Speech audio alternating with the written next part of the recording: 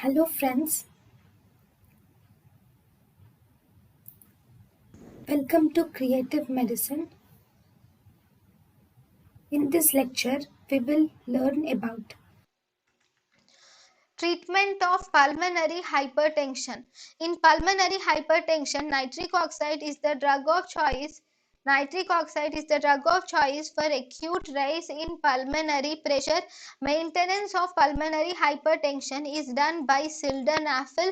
Then nifedipine. Nifedipine is given in test to test the response to sildenafil and vasodilators. To test the response to sildenafil or to vasodilators, this nifedipine is given.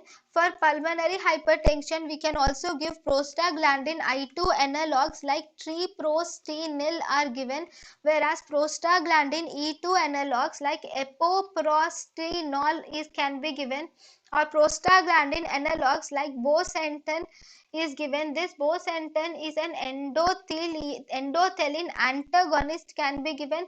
Calcium channel blockers like dihydropyridine derivatives like nimodipine can also be given in pulmonary hypertension.